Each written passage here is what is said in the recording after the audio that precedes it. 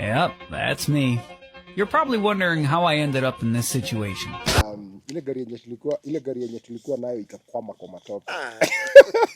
Nimekumbuka. So James akaenda kusukuma na yeye client akaweka mafuta and then James akachapwa na matope.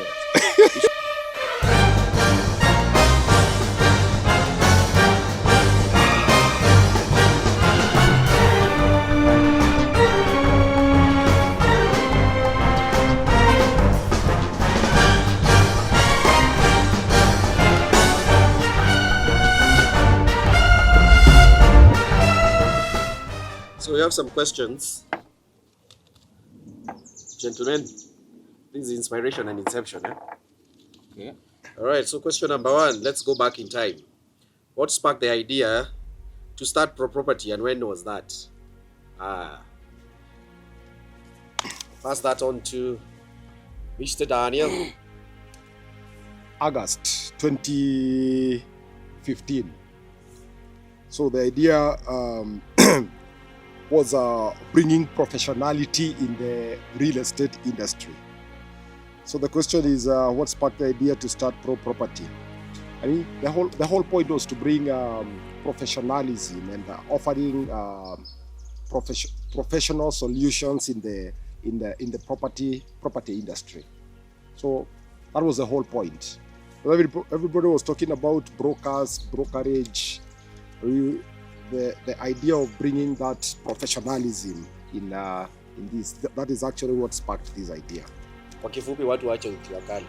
Watu waache ujua kali, walete professionalism in real estate. That's good.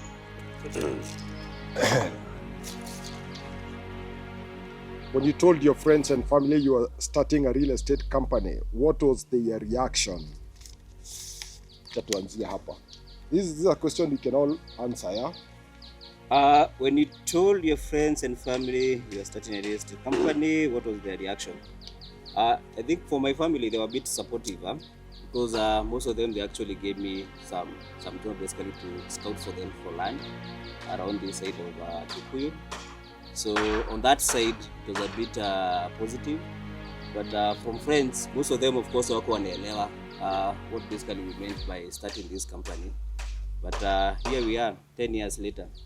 I'm a gentleman, what do you have to add? My mom was shocked when I told her that I was about to start selling land. She was like, yani ile masomo yenye umesoma, and the way we prayed for you to get a job, after having a job, then you start all this drama. Nikamwambia wewe tulia tu, itajileta tu yenyewe. Anyway, I'm glad she offered the support, but later on she came to understand. Yes. Here you are. And here I am 10 years later. 10 years later. Yeah, good stuff. Tabia madhe at least anaona hiyo. James, Well, for me, my family was also shocked. At the time, I was working in hospitality. So I was managing a camp somewhere in the bush. And when I told my wife especially that I'm quitting to get into real estate, they were like, are you serious? At the time, I had just gotten a bump on my salary. So things were looking good. So when I told them that I'm giving this up to go into real estate, they were like, hey, uko serious. But thankfully, I think there was so much, there was so much hunger to get into this. So I resigned where I was and jumped into this, and then with this great gentleman, we took a leap of faith and we started. And here we are, 10 years down the line. So, good job. It was a good decision. Good stuff. Yeah. Question number 3. When you first decided to venture into real estate together, what was a dream you hoped to achieve? James, this is the question. Let me just read that again. When we first decided to venture into real estate together, what was the dream we hoped to achieve? For us, settling people has always been our desire, and settling people in a professional way. As Daniel mentioned, see, when we started, the whole point was to bring professionalism, because the way we started, or the way things were happening then, it was a lot of juakali. But we really had this idea, why don't we be professional? Why don't we come together, set up a company, and then, we have a one-stop shop for clients where they can come. We do everything for them, from taking them to the land, viewing places and all that sort of stuff, and until they get their own title deed. So I think at the time there was a lot of stories about people watu kuoshwa. People were a bit skeptical about brokers per se. So for us, I think that was the main thing. It was to actually just ensure that we make our clients realize their dream of owning their homes. That was just the basic idea behind it. Perhaps maybe Daniel, you can add something. Huko unaangalia pesa. Lazima pesa. Pesa uliangalia. Because for me, when I started off, by the way, before basically we came together as a company, it was my hustle back then when I was in campus, specifically KU, Long Lake Road. So mimi nilikuwa na hustle. Ilikuwa hustle before basically we formed the company. So hapo nilikuwa naangalia kama naweza pata an extra source of income when I was in campus. So here we are 10 years later. So your hustle became your... Actually, my hustle became a main job. Hustle. Or became a main hustle. Abana yangu, I honestly wanted to see, building a community, and also, I've had my dad akisema venye miaka yao walikuwa wanaanzisha place ya, like they would say, huku tukinunua ilikuwa kichaka and stuff like that, and I really wanted to to see ourselves start a community somewhere from nothing, and not just only see people building their own houses, but also them establishing their own homes in those houses. Those pieces of land. Those pieces of land. Yeah, so that was a dream we hoped to achieve. And you think we have achieved them? We're heading there. I think we're heading there step by step. Yeah. Pole pole, we are. Yes. Pole pole. Pole pole. In those first few months, what did a typical day look like for you? Kevin. So ideally, in our first months as Pro Property, it was just kuna kazi, unaamka, unaingia kwa ofisi, you are the HR, you are the admin, you are the accountant, wewe ndio mtu kupelekana kwa field. So tunaingia kwa ofisi, tunakaa tu hivyo, tunaanza kuongeongea, clients wakikuja, tuna design anampeleka field ama tunampeleka tukua wote watatu ama tukua wawili. So basically it was not that busy. Let me say it was not that busy when we started off. Yes. But unless James or Dan have... Yeah, but what I liked is how we used to hire a kaboda. Because we never used to have vehicles. So tulikuwa tunaenda na kaboda.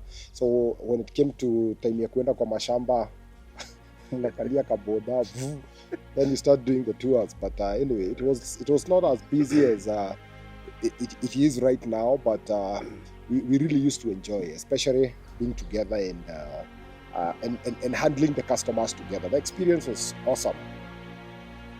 Yeah, I remember sometimes clients used to get a bit concerned because all of us, we were so hungry to go to the field, all of us. So sometimes you have a couple, alafu wanashindo, hawa jamaa watatu wanatupeleka field, wanataka nini? So sometimes it used to be a bit intimidating to the clients. But it is just as a result of the passion that us guys had. We really wanted to go out there to the field. So yeah, but it was interesting. Those were the days that, we would take rounds. We would go kuangalia mashamba na kutembea. So we would move from one shamba to another. Mnatembea. So saa zingine mnapata mko squeezed kwa gari, inabidi wengine wamebaki, wameachwa kwa mashamba huko, nyinyi na nyinyi muendelee. So yeah, so those were the first days. Actually, I remember one of the instances. Sisi kama tulikuwa na Dama, tulikuwa na James, tuliingia tu kwa gari ya client. Katamwambia mnataka kutubia gari? Mnataka kutubia gari? Kaambia hapana, biasa ni land. So tulikuwa na wasiwasi. And eventually actually bought the land and we actually good friends. So it was a bit You were just hungry for more. Right. All right. Let's go.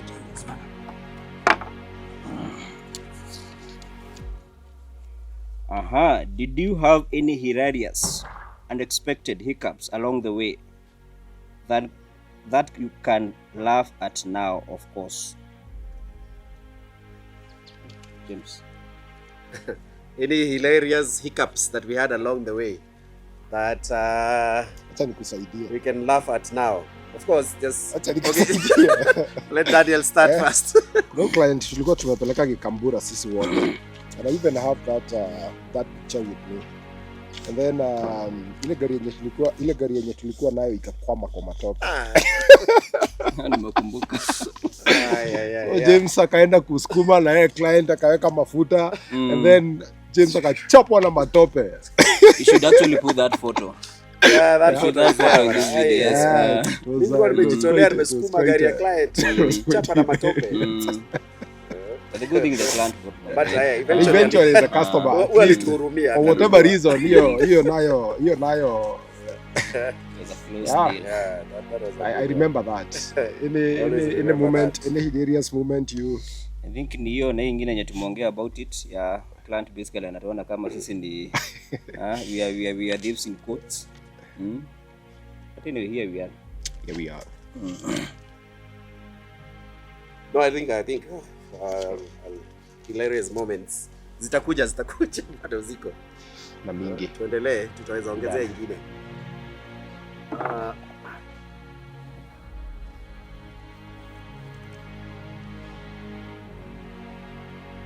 What was the market like at the time, and what gaps did you aim to fill? Who wants to answer that? What was the market like at that time, and what gaps did you aim to fill? Of course, Dan has mentioned about that. There was that part of professionalism, and there was the other part of basically these properties haziko zimewekwa, watu walikuwa wanaziona kwa mtandao sana. So kama ulikuwa unataka kununua shamba back that time, what used to happen, mtu alikuwa na walking into someone's office, then someone after shamba nini, then of course unapeleka kwa field. But now when we came in, we started listing, or even we started going digital. Actually, I even remember there was a time when sisi kama Didana na James nilikuwa naambia if the internet was to be closed at that time, so then si by the tungeweza kuuza shamba. Because basically we were relying like 80 to 90% on getting these clients through online marketing. Yes. So the other gap that the other gap that we were aiming to fill, and I am glad and grateful to God that we managed, was the gated community. I remember that was James' idea, and then tukikula lunch pahali. That was 2018 December. So it's 30th of December 2018. Tuliwabaia lunch pale Thogoto. Yes. Pale kwa church. Kwa church, Tukadiscuss maneno ya, you know, the way clients wanakuja wanaongea maneno ya gated communities.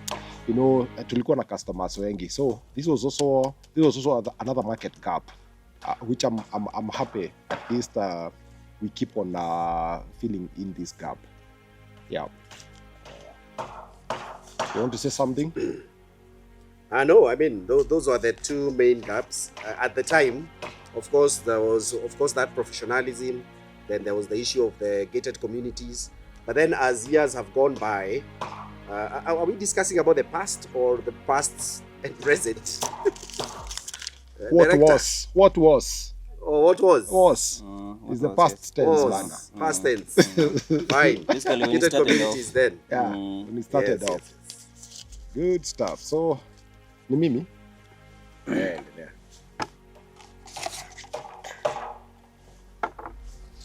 Okay. Reflecting on those early days, what was your biggest fear and what kept you going? James. Kiangalia, those early days, what was your biggest fear and what kept you going? Well, I think for me, there was the fear of failure, and the fear of failing for promises that we've given our clients, and you fear that what if something happens along the way and you're not able to meet what you have promised the clients. So that was the biggest fear at the time, and especially when, for example, you'll jump into, because at the time hatukuwa na do, our capital was still very minimal, yeah, and then you take up a leap of faith, and then you've committed on buying a big piece of land which is costing millions, and you're not very comfortable, you're not sure how you're going to raise all that money, and then you wonder, what if we fail? But we always put God first, and some way, somehow, it would overcome our fears and we would succeed. I think that was my greatest fear at the time. I think same case to do with me, fear of failure. Actually, I remember very well when I left the university, and basically I was now joining now the work life. I was trying to basically like see nikae kwa niende nitafute kazi ama nikuja sana nianze kuuza mashamba.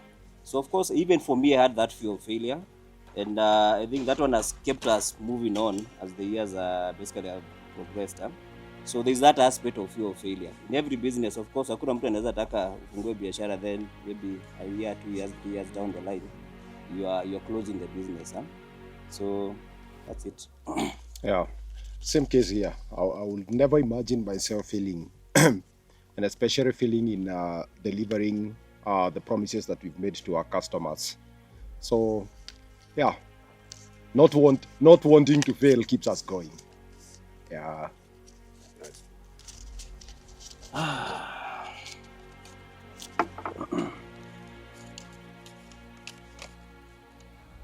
Did you ever imagine Pro Property could grow into what it is today? Question mark. Could you share some milestone or significant achievements of the company over the years? You want to answer this one? I'll be very honest. I would say that every day I am amazed by the goodness of God in this company. I would say the aspect of us working so hard. Yes, we've been working so hard, but I will never ignore the aspect of the grace of God in our lives. How far we are, how far we've come from, it can only be by the grace of God, nothing else. There is, from my side, there is no way I would explain this. In terms of the milestone and achievements of the company over the years, I mean, there's a lot. I think every year we surprise ourselves. Yeah, new things, new projects. I mean, it's been amazing. It's been a journey. I'll say something, James. Maybe before James says something, I think the biggest milestone is basically settling so many clients in different areas. How many clients are commercial? We have settled 1,000 clients. How many clients are gated communities? We have settled so many clients. How many clients are easy single plots? We have settled a lot of clients. So the biggest milestone as a company, I would say, is settling these clients, making sure that of course they get their titles, they have an easy time when they want to build their homes, and life goes on. Yes. Well, I mean, for me, one of the biggest, I used to have a dream of owning a company where we have 50 people working for us. And, I just ask ourselves, when we were the three of us, muna imagine kuna siku moja yani tutakuwa na group. Ati kuna watu tunafanya job now. Because it was very interesting, us, the three of us, doing everything, every single thing. It was us. Even simple things like cleaning the office. Yeah, very, very simple things like cleaning the office. It was us. It was you. We'll go cleaner. Yeah, so, I look at the way, as you mentioned, God's grace has been upon us. And the way we've grown, we've got, over 35 permanent employees who are working with us, who are part of our team. And then, of course, by extension, we have so many other people who are working for us in our gated community projects and stuff. So we are impacting over 100 families directly through either salaries or whatever jobs that we've given them. So it gives so much pleasure to do that, and to also know that you have to keep on doing what you have to keep on doing what you need to do, because if property closed to today, it's not only the three of us who are going to be affected. We have like 100 families almost who are going to be affected. That's true. So we have to make sure that we put the company together, and the company continues to grow, so that we can also be able to share these blessings across the board. So yeah, so that has been quite a milestone to celebrate. Pro Property.